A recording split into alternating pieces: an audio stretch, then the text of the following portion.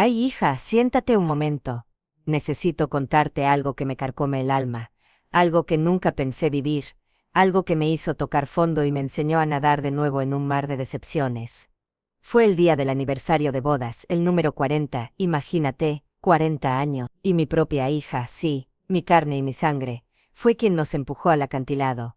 Ricardo y yo siempre fuimos un matrimonio de esos que se ven poco. Nos conocimos jóvenes, nos enamoramos perdidamente y construimos una vida juntos llena de amor, respeto y sacrificio. Él, un hombre trabajador, honesto y cariñoso. Yo, dedicada a mi hogar, a criar a nuestros hijos y apoyar a Ricardo en cada uno de sus proyectos. Tuvimos 2 hijos, Elena, la mayor, y Javier, el pequeño. Siempre procuramos darles lo mejor, una buena educación, valores sólidos y mucho amor. Elena siempre fue la niña de mis ojos, inteligente, hermosa, ambiciosa, siempre destacó en todo lo que se proponía. Ricardo la adoraba, la consentía en todo lo que podía. Javier, en cambio, era más tranquilo, más sensible, más hogareño. Él se parecía más a mí. Siempre tuvimos una relación muy cercana, nos contábamos todo. Con el tiempo Elena conoció a Pablo, un joven exitoso, empresario, de buena familia. Desde el principio no me cayó bien, lo veía muy frío, calculador, ambicioso. Pero Elena estaba enamorada, decía que era el hombre de su vida. Ricardo, deslumbrado por el éxito de Pablo, lo aceptó de inmediato. Yo, como madre, callé mi instinto y apoyé a mi hija en su decisión. Se casaron por todo lo alto, una boda de ensueño, llena de lujos y celebridades. Al poco tiempo Elena quedó embarazada. Nos convertimos en abuelos.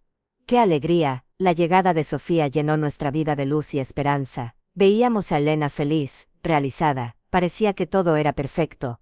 Pero las apariencias engañan, hija. Detrás de esa fachada de felicidad se escondía una tormenta que estaba a punto de estallar. Pablo empezó a mostrar su verdadera cara. Se volvió controlador, celoso, posesivo. Empezó a alejar a Elena de nosotros, de sus amigos, de su familia. La manipulaba, la humillaba, la hacía sentir menos. Yo lo veía, lo sentía, intentaba hablar con Elena, advertirle, pero ella estaba cegada por el amor o por el miedo, no lo sé, se negaba a ver la realidad.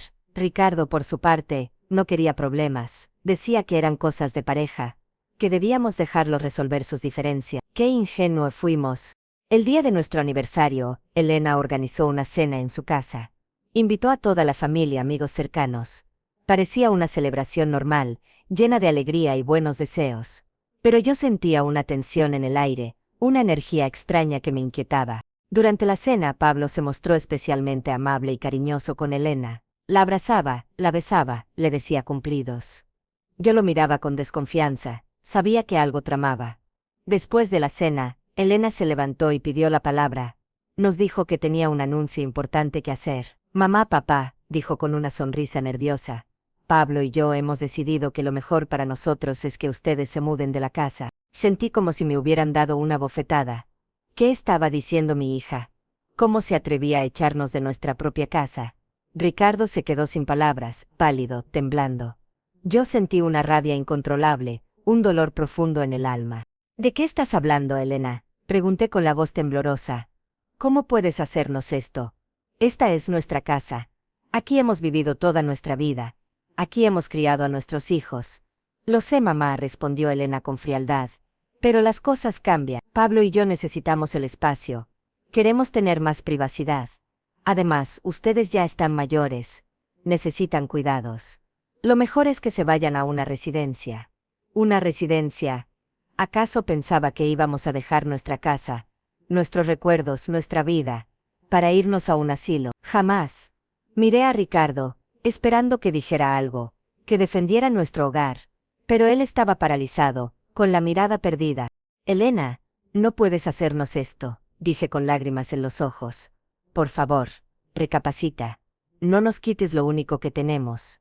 Lo siento, mamá, respondió Elena con sequedad. Es mi decisión, y ya está tomada. Tienen un mes para desalojar la casa. Un mes. Un mes para dejar atrás toda una vida. Sentí que el mundo se derrumbaba a mi alrededor. Mi propia hija, la niña de mis ojos, nos estaba echando de nuestra casa, nos estaba despojando de nuestra dignidad, de nuestra historia. Esa noche no dormimos. Ricardo estaba devastado, no entendía cómo Elena podía ser tan cruel.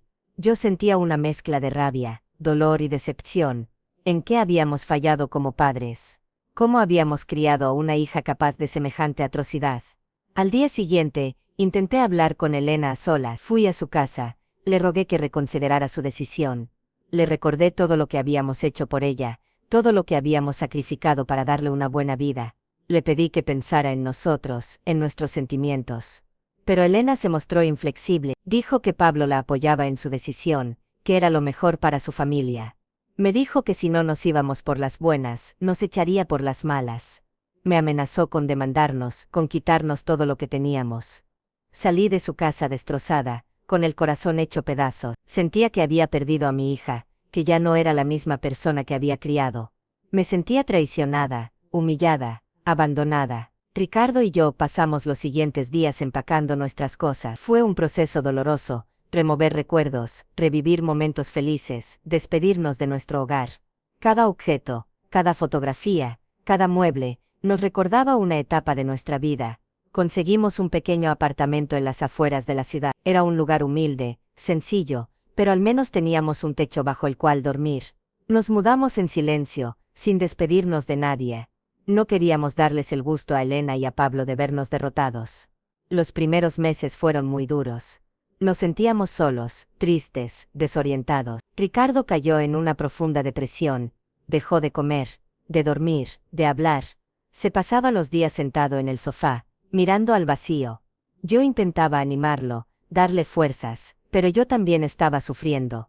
Me sentía culpable, responsable de lo que estaba pasando. Pensaba que si hubiera sido más firme con Elena, si no le hubiera permitido casarse con Pablo, nada de esto habría ocurrido.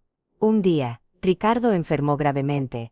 Lo llevamos al hospital, pero ya era demasiado tarde. Tenía una neumonía severa, sus pulmones estaban muy dañados. Los médicos nos dijeron que no había mucho que hacer. Ricardo murió a los pocos días. Murió con el corazón roto, con la ilusión destrozada, con la decepción de haber sido abandonado por su propia hija. Murió en soledad, lejos de su hogar, lejos de su familia. Su muerte me destrozó. Sentí que había perdido a mi compañero de vida, a mi amigo, a mi confidente. Sentí que una parte de mí se había ido con él. Me quedé sola en el mundo, sin nadie que me amara, sin nadie que me protegiera. El día del funeral, Elena y Pablo aparecieron. Se mostraron arrepentidos, dolidos, compungidos. Dijeron que lamentaban lo que había pasado, que querían estar a mi lado para apoyarme. Pero yo no les creí ni una palabra. Sabía que su arrepentimiento era falso, que solo estaban allí por conveniencia, para quedar bien ante la sociedad. Los eché de mi lado. Les dije que no quería verlos nunca más, que los odiaba por haberle hecho tanto daño a Ricardo. Les dije que eran unos monstruos, que no merecían mi perdón. Después del funeral me quedé sola en el apartamento. Me sentía vacía, sin fuerzas, sin ganas de vivir. Pensé en quitarme la vida, en reunirme con Ricardo en el más allá. Pero luego pensé en mis nietos, en Sofía y en los hijos de Javier. Pensé que ellos me necesitaban, que no podía abandonarlos. Decidí seguir adelante, luchar por mi vida, honrar la memoria de Ricardo. Me propuse ser fuerte, valiente, independiente. Me apunté a clases de yoga, empecé a leer libros, me uní a un grupo de voluntariado. Poco a poco, fui sanando mis heridas, fui aprendiendo a perdonar, a dejar ir el pasado, a vivir el presente. Descubrí que la vida es un regalo, que hay que aprovechar cada momento, que hay que rodearse de personas que te quieren y te valoran. Un día, recibí una llamada de Elena. Me dijo que se había divorciado de Pablo, que se había dado cuenta de que era un hombre malvado, que la había manipulado y humillado durante años. Me dijo que estaba arrepentida de todo lo que me había hecho, que quería pedirme perdón. La escuché en silencio, sin interrumpirla. Cuando terminó de hablar, le dije que la perdonaba, pero que necesitaba tiempo para procesar todo lo que había pasado. Le dije que no sabía si alguna vez podríamos volver a ser la misma familia que éramos antes, pero que estaba dispuesta a intentarlo. Elena empezó a visitarme con frecuencia. Me contaba sus problemas, me pedía consejos, me mostraba su cariño. Poco a poco, nuestra relación se fue reconstruyendo.